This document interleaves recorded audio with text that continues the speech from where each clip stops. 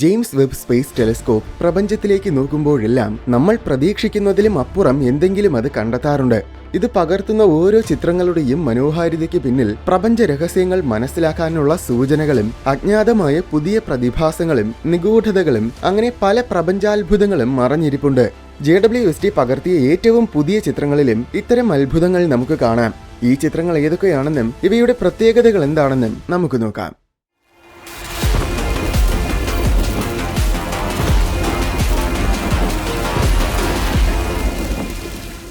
ഏകദേശം 525 പ്രകാശവർഷങ്ങൾക്കകലെ പുതുതായി രൂപം കൊള്ളുന്ന ഒരു നക്ഷത്രത്തിന്റെ ചിത്രമാണിത്.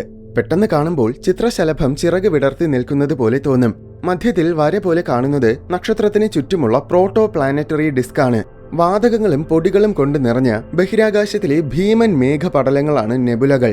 ഇത്തരം നെബുലകളിൽ നിന്നുമാണ് പുതിയ നക്ഷത്രങ്ങൾ രൂപം കൊള്ളുന്നത്. നെബുലയിലെ 99% പദാർത്ഥങ്ങളും അതിന്റെ മധ്യഭാഗത്തിൽ കേന്ദ്രീകരിക്കപ്പെടുകയും ആ പദാർത്ഥങ്ങളൊക്കെ ഒരുമിച്ച് ചേർന്ന് ഒരു പുതിയ നക്ഷത്രം രൂപം കൊള്ളുകയും ചെയ്യും. അവശേഷിക്കുന്ന ഭൂരിപക്ഷം വാതകങ്ങളും പൊടികളും പുതുതായി രൂപം കൊണ്ട നക്ഷത്രത്തിന് ചുറ്റും ഒരു ഡിസ്ക് പോലെ വലം വയ്ക്കും.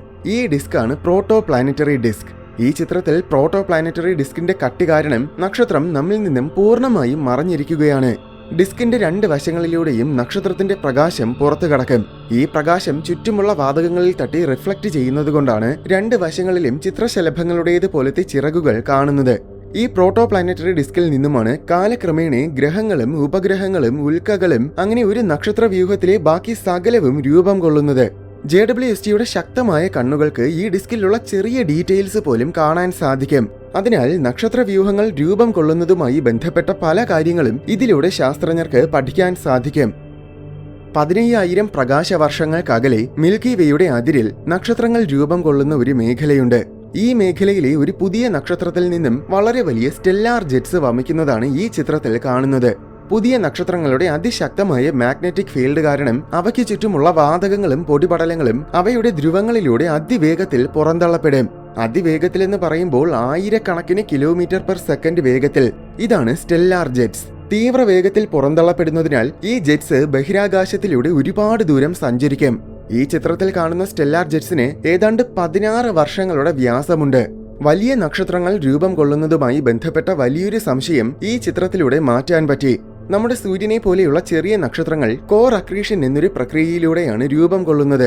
അതായത് നേരത്തെ പറഞ്ഞതുപോലെ നെബുലയുടെ കേന്ദ്രഭാഗത്തിൽ പദാർത്ഥങ്ങൾ വന്ന് അടിഞ്ഞുകൂടുകയും പതിയെ പതിയെ അതൊരു നക്ഷത്രമായി രൂപാന്തരപ്പെടുകയും ചെയ്യുന്ന പ്രക്രിയ. നക്ഷത്രം രൂപം കൊള്ളാൻ തുടങ്ങുമ്പോൾ സമീപമുള്ള പദാർത്ഥങ്ങളൊക്കെ രൂപം കൊള്ളുന്ന നക്ഷത്രത്തിലേക്ക് വന്ന് വീണുകൊണ്ടിരിക്കും. ഈ പദാർത്ഥങ്ങളിൽ വളരെ ചെറിയൊരു ശതമാനമാണ് നക്ഷത്രത്തിന്റെ മാഗ്നറ്റിക് ഫീൽഡ് കാരണം ധ്രുവങ്ങളിലൂടെ പുറന്തള്ളപ്പെടുന്നതും അനന്തരഫലമായി സ്റ്റെല്ലാർ ജെറ്റ്സ് ഉണ്ടാകുന്നതും. വലിയ നക്ഷത്രങ്ങൾ ഉണ്ടാകുന്നതും ഇതേപോലെ തന്നെയാണെന്ന് പണ്ടേ തന്നെ ഏകദേശം ഉറപ്പായിരുന്നു.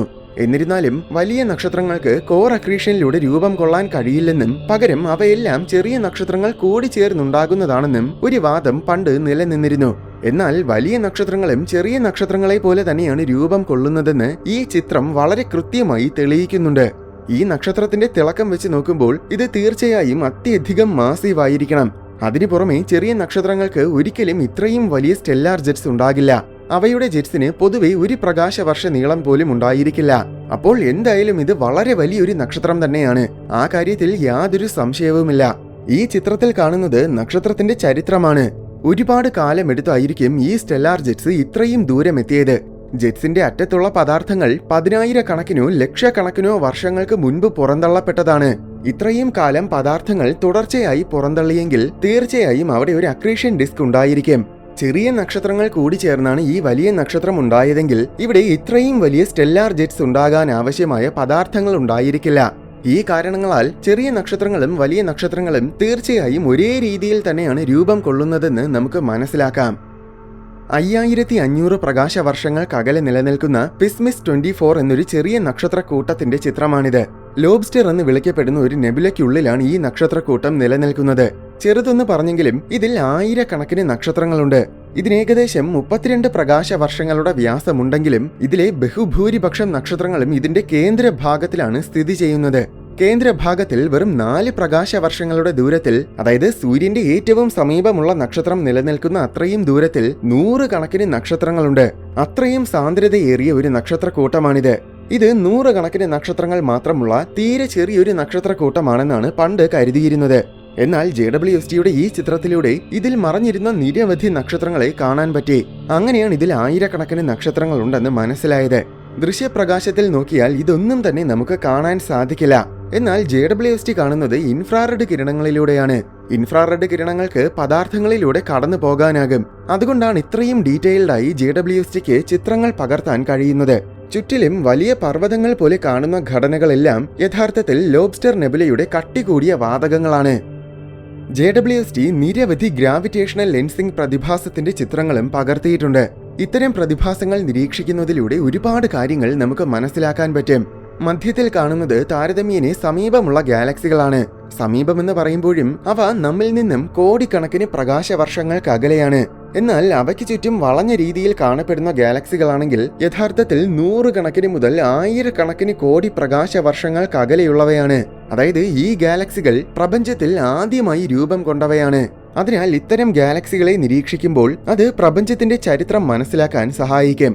ഗാലക്സികളുടെ മാസ് കണക്കുകൂട്ടാനും അതിലൂടെ ഡാർക്ക് മാറ്ററിന്റെ സവിശേഷതകൾ മനസ്സിലാക്കാനും ഇത്തരം ഗ്രാവിറ്റേഷണൽ ലെൻസിംഗ് പ്രതിഭാസങ്ങൾ സഹായകരമാണ്. ഏകദേശം 4000 പ്രകാശവർഷങ്ങൾക്കകലെ സ്ഥിതി ചെയ്യുന്ന ഒരു പ്ലാനറ്ററി നെബുലയാണിത്. ഇത് ശരിക്കും നമ്മുടെ സൂര്യനെ പോലത്തെ ഒരു നക്ഷത്രം നശിച്ചുകൊണ്ടിരിക്കുന്ന ഒരു കാഴ്ചയാണ്. ഇതിന്റെ മധ്യത്തിൽ ഒരു ഭീമൻ റെഡ് ജെയിന്റ് നക്ഷത്രമുണ്ട്. സൂര്യനെ പോലെയുള്ള നക്ഷത്രങ്ങൾ നശിക്കാറാകുമ്പോൾ വലിപ്പം വെച്ച് ഇതുപോലെ ചുവന്ന ഭീമൻ നക്ഷത്രങ്ങളായി മാറും. ആ സമയം നക്ഷത്രത്തിന്റെ പുറം പാളികളെല്ലാം നക്ഷത്രത്തിൽ നിന്നും പുറന്തള്ളപ്പെടും. അങ്ങനെ പുറന്തള്ളപ്പെടുന്ന വാതകങ്ങൾ കാരണം അതിനു ചുറ്റും ഒരു ചെറിയ നെബുല രൂപം കൊള്ളും. ഇങ്ങനെ നക്ഷത്രം നശിച്ചുണ്ടാകുന്ന ചെറിയ നെബുലകളെയാണ് പ്ലാനറ്ററി നെബുലകൾ എന്ന് പറയുന്നത്. ഈ നക്ഷത്രത്തിന്റെ ഉപരിതലത്തിന് 2.5 ലക്ഷം ഡിഗ്രി സെൽഷ്യസിന് മുകളിൽ താപനിലയുണ്ട്. താരതമ്യേന പറഞ്ഞാൽ നമ്മുടെ സൂര്യന്റെ ഉപരിതലത്തിന് ഏതാണ്ട് വെറും 5500 ഡിഗ്രി സെൽഷ്യസേ ഉള്ളൂ. പർപ്പിൾ നിറത്തിൽ എസ് ആകൃതിയിൽ കാണുന്ന ഘടന അയണൈസ്ഡ് ആയ അയൺ ആറ്റംസ് കാരണം ഉണ്ടായതാണ്. ഇത്തരം റെഡ് ജെയിന്റ് നക്ഷത്രങ്ങളിൽ നിന്നും അതിശക്തമായ സൗരക്കാറ്റ് വീശാറുണ്ട്. ഈ റെഡ് ജെയിന്റിൽ നിന്നും 4500 km/s വേഗത്തിലാണ് സൗരക്കാറ്റ് വീശുന്നത്. ഈ കാറ്റ് നക്ഷത്രത്തിന് ചുറ്റുമുള്ള വാതകങ്ങളുമായി, അതായത് നക്ഷത്രത്തിൽ നിന്നും പുറന്തള്ളപ്പെട്ട വാതകങ്ങളുമായി കൂട്ടിയിടിക്കും. അപ്പോൾ അവിടെ ശക്തമായ ഷോക്ക് വേവ്സ് ഉണ്ടാകും. ഈ ഷോക്ക് വേവ്സ് കാരണമാണ് ഈ നെബുലയിൽ നക്ഷത്രത്തിന് ചുറ്റും അലകൾ പോലെ കാണുന്നത്. സാധാരണ പ്ലാനറ്ററി നെബുലകൾക്ക് ഏകദേശം കൃത്യമായ ഗോളാകൃതിയായിരിക്കും.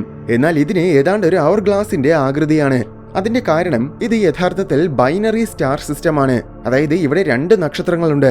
2 നക്ഷത്രങ്ങളും അതിവേഗത്തിലായിരിക്കും പരസ്പരം വലം വയ്ക്കുന്നത്. റെഡ് ജെയിന്റിൽ നിന്നും പുറത്തുവരുന്ന വാതകങ്ങളെ രണ്ടാമത്തെ നക്ഷത്രം പിടിച്ചു വലിക്കും. പക്ഷേ 2 നക്ഷത്രങ്ങളും വേഗത്തിൽ വലം വെച്ചുകൊണ്ടിരിക്കുന്നതിനാൽ പിടിച്ചു വലിക്കുന്ന വാതകം രണ്ടാമത്തെ നക്ഷത്രത്തിൽ ചെന്ന് വീഴുന്നതിന് പകരം റെഡ് ജെയിന്റിന് ചുറ്റും ഒരു വലിയ അക്രീഷൻ ഡിസ്ക് പോലെ നിലനിൽക്കും.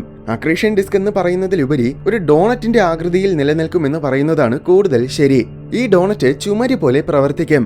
അതിനാൽ പിന്നീട് റെഡ് ജെയിന്റിൽ നിന്നും പുറന്തള്ളപ്പെടുന്ന വാതകങ്ങൾ അതിന്റെ ധ്രുവങ്ങളിലൂടെ മാത്രമേ പുറത്തേക്ക് വമിക്കുകയുള്ളൂ. അതുകൊണ്ടാണ് ഇതിന് ഗോളാകൃതിക്ക് പകരം അവർ ഗ്ലാസ് ആകൃതിയുള്ളത്. ഒരിക്കൽ നമ്മുടെ സൂര്യന്റെ അവസ്ഥയും ഇത് തന്നെയായിരിക്കും. അതിനാൽ ഇത്തരം പ്ലാനറ്ററി നെബുലകളെ നിരീക്ഷിക്കുന്നത് നമ്മുടെ സോളാർ സിസ്റ്റത്തിനെ കുറിച്ച് കൂടുതൽ മനസ്സിലാക്കാൻ സഹായിക്കും. ഏകദേശം 5000 പ്രകാശവർഷങ്ങൾക്കകലെയുള്ള ഒരു ബൈനറി സ്റ്റാർ സിസ്റ്റത്തിന്റെ ചിത്രമാണിത്. ഈ നക്ഷത്ര വ്യൂഹത്തിലുള്ള 2 നക്ഷത്രങ്ങളും വൂൾഫ് റേയത്ത് എന്ന വളരെ തീവ്രമായ ഒരുതരം നക്ഷത്രങ്ങളാണ്. ചില നക്ഷത്രങ്ങൾക്ക് നമ്മുടെ സൂര്യന്റെ 20 മുതൽ 25 മടങ്ങ് വരെ മാസ് ഉണ്ടായിരിക്കും. ഇത്രയും മാസീവായ നക്ഷത്രങ്ങൾ ഏതാനും ചില ദശലക്ഷം വർഷങ്ങളോളം മാത്രമേ നിലനിൽക്കുകയുള്ളൂ. ഇതിൽ ചില നക്ഷത്രങ്ങൾ അവയുടെ ജീവിതചക്രത്തിന്റെ അവസാന ഘട്ടം എത്തുമ്പോൾ അതിശക്തമായ സൗരക്കാറ്റ് പുറത്തുവിടാൻ തുടങ്ങും. ശക്തമെന്ന് വെച്ചാൽ അത് കാരണം നക്ഷത്രത്തിന്റെ പുറം പാളികൾ പോലും പുറന്തള്ളപ്പെടും. അങ്ങനെ പുറം ഭാഗങ്ങളൊക്കെ നഷ്ടമായ മാസീവായ നക്ഷത്രങ്ങളാണ് വൂൾഫ് റേയത്ത് സ്റ്റാർസ്. പെട്ടെന്ന് കേൾക്കുമ്പോൾ ഇത് തന്നെയാണ് വൈറ്റ് ഡ്വാർഫ്സും ന്യൂട്രോൺ സ്റ്റാർസും എന്ന് തോന്നും. കാരണം അവയും നക്ഷത്രങ്ങളുടെ പുറം ഭാഗങ്ങൾ നഷ്ടമായ ശേഷം അവശേഷിക്കുന്നവയാണ്. പക്ഷേ വ്യത്യാസം എന്നത് വൈറ്റ് ഡ്വാർഫ്സിന്റെയും ന്യൂട്രോൺ സ്റ്റാർസിന്റെയും കോർ ഭാഗം ഇനാക്റ്റീവ് ആയിരിക്കും. അതായത് അവയിൽ ഫ്യൂഷൻ നടക്കില്ല. എന്നാൽ വൂൾഫ് റേയത്ത് നക്ഷത്രങ്ങളിൽ ഫ്യൂഷൻ സംഭവിക്കും. എന്തായാലും ഈ ചിത്രത്തിൽ കാണുന്ന വളയങ്ങൾ 2 വൂൾഫ് റേയത്ത് നക്ഷത്രങ്ങളിൽ നിന്നും പുറന്തള്ളപ്പെടുന്ന വാതകങ്ങളാണ്. ഓരോ 190 വർഷങ്ങളുടെ ഇടവേളകളിലും ഇവ വളരെ അടുത്തു വരും. ആ സമയം ഈ 2 നക്ഷത്രങ്ങളുടെയും സൗരക്കാറ്റുകൾ തമ്മിൽ കൂട്ടിയിടിക്കും. അതിന്റെ ഷോക്ക് വേവ് കാരണമാണ് ഈ വളയങ്ങൾ രൂപം കൊള്ളുന്നത്. അതായത് ഓരോ തവണ ഇങ്ങനെ അടുത്തു വരുമ്പോഴും ഒരു പുതിയ വളയം രൂപം കൊള്ളും. മറ്റൊരു കാര്യം, ഈ ബൈനറി നക്ഷത്രങ്ങൾക്ക് ചുറ്റും മൂന്നാമതൊരു നക്ഷത്രവും കൂടെ വലം വയ്ക്കുന്നുണ്ട്. അങ്ങനെ ആകെ മൊത്തത്തിൽ ഇതൊരു ട്രിപ്പിൾ സ്റ്റാർ സിസ്റ്റമാണ്. ഈ മൂന്നാമത്തെ നക്ഷത്രവും നമ്മുടെ സൂര്യനേക്കാൾ മാസ് കൂടിയ ഭീമൻ നക്ഷത്രമാണ്. ഈ നക്ഷത്രം വളയങ്ങൾക്കിടയിലൂടെയാണ് സഞ്ചരിക്കുന്നത്. അതുകൊണ്ടാണ് ഈ വളയങ്ങൾ ഇടയ്ക്കിടയ്ക്ക് മുറിഞ്ഞു പോയിരിക്കുന്നത് പോലെ കാണുന്നത്. പക്ഷേ അത് കാരണം ഇതിന് മൊത്തത്തിൽ പൂവിന്റെ ഇതളുകൾ പോലത്തെ ആകൃതിയുണ്ട്. ഇത് JWST പകർത്തിയ ഒരു ഗാമ റേ ബർസ്റ്റിന്റെ ചിത്രമാണ്. ബിഗ് ബാങ് കഴിഞ്ഞാൽ പിന്നെ പ്രപഞ്ചത്തിലെ ഏറ്റവും പവർഫുൾ ആയ പ്രതിഭാസങ്ങളാണ് GRB. അതിശക്തമായ ബഹിരാകാശ വിസ്ഫോടനങ്ങളിൽ നിന്നും വമിക്കുന്ന ഊർജ പ്രവാഹമാണിത്. നമ്മുടെ സൂര്യൻ 1000 കോടി വർഷങ്ങൾ കൊണ്ട് പുറത്തുവിടുന്നതിന് തുല്യമായ ഊർജമാണ് സാധാരണ ഒരു GRB ഏതാനും ചില സെക്കൻഡുകൾ കൊണ്ട് പുറത്തുവിടുന്നത്. ആയിരക്കണക്കിന് പ്രകാശവർഷങ്ങൾക്കകലെ ഒരു GRB ഉണ്ടായാൽ അതിന്റെ തീവ്രശക്തി കാരണം ഭൂമിയിൽ രാത്രി സമയം പൂർണ്ണമായും പകൽ പോലെ ശോഭിക്കും. തൊട്ടു പിന്നാലെ ഭൂമിയിൽ സർവനാശവും സംഭവിക്കും. അത്രയും തീവ്രമാണ് GRB. ഈ ചിത്രത്തിൽ കാണുന്ന GRB ഏകദേശം 1300 കോടി വർഷം പഴക്കമുള്ളതാണ്. അതായത് പ്രപഞ്ചത്തിന്റെ ആദ്യ കാലഘട്ടത്തിൽ ഉണ്ടായത്. ഇത് വരുന്ന വഴിക്ക് ആദ്യ കാലഘട്ടത്ത് പ്രപഞ്ചത്തിൽ നിലനിന്ന പദാർത്ഥങ്ങളിലൂടെ കടന്നു വന്നിട്ടുണ്ടാകും. അതിനാൽ ഇത്തരം GRBകളെ നിരീക്ഷിക്കുമ്പോൾ പ്രപഞ്ചത്തിന്റെ ചരിത്രം പോലും നമുക്ക് പഠിക്കാനാകും. ഇത് MOM Z14 എന്നൊരു ഗാലക്സിയുടെ ചിത്രമാണ്. ഇതാണ് നമ്മൾ ഇതുവരെ കണ്ടിട്ടുള്ളതിൽ വെച്ച് ഏറ്റവും അകലെയുള്ള ഗാലക്സി. പ്രപഞ്ചം രൂപം കൊണ്ട് വെറും 28 കോടി വർഷങ്ങൾക്ക് ശേഷമാണ് ഈ ഗാലക്സി രൂപം കൊണ്ടത്. ആദ്യ കാലഘട്ടങ്ങളിലുണ്ടായ ഗാലക്സികളൊന്നും അത്രത്തോളം ശോഭയേറിയതായിരിക്കില്ലെന്നാണ് പണ്ട് കരുതിയിരുന്നത്. കാരണം അന്ന് അധികം നക്ഷത്രങ്ങളൊന്നും ഉണ്ടായിരുന്നില്ല. എന്നാൽ ഈ ഗാലക്സി നമ്മൾ പ്രെഡിക്റ്റ് ചെയ്തിരുന്നതിനേക്കാൾ 100 മടങ്ങ് ശോഭയേറിയതാണ്. അതിനാൽ ഈ ഗാലക്സി ഒരു മിസ്റ്ററിയാണ്. ഒരുപക്ഷെ ആദ്യ കാലത്ത് നക്ഷത്രങ്ങൾ രൂപം കൊണ്ടത് നമ്മൾ വിചാരിക്കുന്നതിനേക്കാൾ പല മടങ്ങ് വേഗത്തിലായിരിക്കുമെന്നാണ് ഈ ചിത്രം സൂചിപ്പിക്കുന്നത്. ഇന്നത്തെ എല്ലാ വലിയ ഗാലക്സികളുടെയും മധ്യഭാഗം കൂടുതൽ ബ്രൈറ്റ് ആയിരിക്കും. മധ്യഭാഗത്തിന് ഒരു ബൾജും ഉണ്ടായിരിക്കും. എന്നാൽ ഈ ഗാലക്സി പുരാതന കാലത്തിൽ ഉണ്ടായതിനാൽ ഇതിന്റെ ശോഭ മൊത്തത്തിൽ ഒരേപോലെയാണ്. മധ്യത്തിൽ ബൾജുമില്ല. കാരണം അങ്ങനെ ബൾജ് ഉണ്ടാവുകയും മധ്യഭാഗം മാത്രം കൂടുതൽ ബ്രൈറ്റ് ആവുകയും ഒക്കെ ചെയ്യണമെങ്കിൽ ഒരുപാട് കാലങ്ങൾ എടുക്കും. എന്നാൽ ഇതിന് അത്രയും സമയം കിട്ടിയില്ല. ഇതേ കാരണം കൊണ്ടാണ് ഇതിന് കൃത്യമായി ഒരു ഷേപ്പ് ഇല്ലാത്തത്. ഓർക്കുക, ഈ ഗാലക്സി പുരാതന കാലത്തിൽ എങ്ങനെയായിരുന്നു ആ രീതിയിലാണ് നമ്മൾ ഇപ്പോൾ കാണുന്നത്. യഥാർത്ഥത്തിൽ ഇതിപ്പോൾ സാധാരണ മറ്റ് ഗാലക്സികളെ പോലെ തന്നെയായി മാറിയിട്ടുണ്ടാകും. ഇത് നിലവിൽ നമ്മിൽ നിന്നും ഏകദേശം 3380 കോടി പ്രകാശവർഷങ്ങൾക്കകലെയായിരിക്കും. മിൽക്കി വേ ഗാലക്സിയുടെ വളരെ സമീപമുള്ള ഒരു ചെറിയ ഡ്വാർഫ് ഗാലക്സിയുടെ ചിത്രമാണിത്. ഇതിൽ ഗാലക്സി എവിടെയെന്നായിരിക്കും ചിലപ്പോൾ നിങ്ങൾ ചിന്തിക്കുന്നത്. കാരണം ഇതിലാകെ കുറെ നക്ഷത്രങ്ങളെയും പിന്നെ ഒരുപാട് അകലെയുള്ള കുറെ ഗാലക്സികളെയും മാത്രമേ കാണാനുള്ളൂ. സംഭവം ഇത് ശരിക്കും ഒരു ഇറഗുലാർ ഗാലക്സിയാണ്. അതായത് കൃത്യമായ ഒരു ആകൃതി ഇല്ലാത്തത്. അതുമാത്രമല്ല JWST വളരെ പവർഫുൾ ആയതിനാൽ ഈ ഗാലക്സിയിലുള്ള നക്ഷത്രങ്ങളെയും ബാക്ക്ഗ്രൗണ്ടിലുള്ള നക്ഷത്രങ്ങളെയും പിന്നെ നമ്മുടെ ഗാലക്സിയിലുള്ള നക്ഷത്രങ്ങളെയും എല്ലാം ഒരേപോലെ തന്നെ വ്യക്തമായിട്ട് കാണും. അതിനാൽ ഇതൊരു സ്റ്റാർ ഫീൽഡിന്റെ ചിത്രമായിട്ടേ നമുക്ക് തോന്നൂ. അതുകൊണ്ടാണ് ഇതിൽ ഡ്വാർഫ് ഗാലക്സിയുടെ രൂപം നമുക്ക് കാണാൻ പറ്റാത്തത്. മറ്റ് ടെലിസ്കോപ്പുകൾ ഇതിന്റെ വിസിബിൾ ലൈറ്റിലുള്ള ചിത്രങ്ങൾ പകർത്തിയിട്ടുണ്ട്. ഈ ചിത്രങ്ങളിൽ ഗാലക്സിയെ വ്യക്തമായി കാണാൻ കഴിയും. എന്തായാലും ഇത് തീരെ ചെറിയൊരു ഗാലക്സിയാണ്. ആകെ വെറും 5000 പ്രകാശവർഷങ്ങളുടെ വ്യാസമേയുള്ളൂ. എന്നിരുന്നാലും JWST ഇതിൽ വളരെ പ്രധാനപ്പെട്ട ഒരു കാര്യം കണ്ടെത്തി. ഇത് തീരെ ലോ മെറ്റാലിസിറ്റി ഗാലക്സിയാണ്. എന്നുവെച്ചാൽ ഇതിൽ ഹൈഡ്രജനും ഹീലിയവും അല്ലാതെ കൂടുതൽ ഹെവിയായ എലമെന്റ്സ് തീരെ കുറവാണ്. പ്രപഞ്ചത്തിന്റെ ആദ്യ കാലഘട്ടങ്ങളിലാണ് ഇത്രയും ലോ മെറ്റാലിസിറ്റി ഗാലക്സികൾ ഉണ്ടായിരുന്നത്. താരതമ്യേന പറഞ്ഞാൽ നമ്മുടെ മിൽക്കി വേ പോലെയുള്ള സാധാരണ ഗാലക്സികളിലെല്ലാം ഓക്സിജൻ, അയൺ, കാർബൺ എന്നിവയൊക്കെ വൻതോതിലുണ്ട്. കാരണം നക്ഷത്രങ്ങൾ രൂപം കൊള്ളുകയും നശിക്കുകയും ചെയ്യുന്ന പ്രക്രിയ നമ്മുടെ ഗാലക്സിയിൽ ഒരുപാട് തവണ ആവർത്തിച്ച് സംഭവിച്ചിട്ടുണ്ട്. എന്നാൽ ഈ ഡ്വാർഫ് ഗാലക്സിയിൽ ആ പ്രക്രിയ അധികം സംഭവിച്ചിട്ടില്ല. പക്ഷേ എന്നിരുന്നാൽ പോലും ഈ ചിത്രത്തിൽ ഒരു പച്ച ശോഭ കാണാം. അത് പോളിസൈക്ലിക് ആരോമാറ്റിക് ഹൈഡ്രോ കാർബൺസ് ആണ്. വളരെ കോംപ്ലക്സ് ആയ കാർബൺ ബേസ്ഡ് മോളിക്യൂൾസ് ആണിവ. നിസ്സാരമായിട്ട് പറഞ്ഞാൽ ജീവൻ ഉത്ഭവിക്കാൻ ആവശ്യമായ വളരെ പ്രധാനപ്പെട്ട ചില ഘടകങ്ങൾ. ഇത്തരം ഘടകങ്ങൾ വളരെ അഡ്വാൻസ്ഡ് ആയ ഗാലക്സികളിൽ, അതായത് ഒരുപാട് തവണ നക്ഷത്രങ്ങൾ ഉണ്ടാവുകയും നശിക്കുകയും ചെയ്തിട്ടുള്ള ഗാലക്സികളിൽ മാത്രമേ ഉണ്ടായിരിക്കൂ എന്നാണ് പണ്ട് നമ്മൾ കരുതിയിരുന്നത്. എന്നാൽ ഇത്രയും നിസ്സാരവും പ്രാചീനവുമായ ഗാലക്സികളിൽ പോലും ഈ ഘടകങ്ങൾ ഉണ്ടായിരിക്കുമെന്ന് JWST പകർത്തിയ ചിത്രത്തിലൂടെ നമുക്ക് മനസ്സിലായി.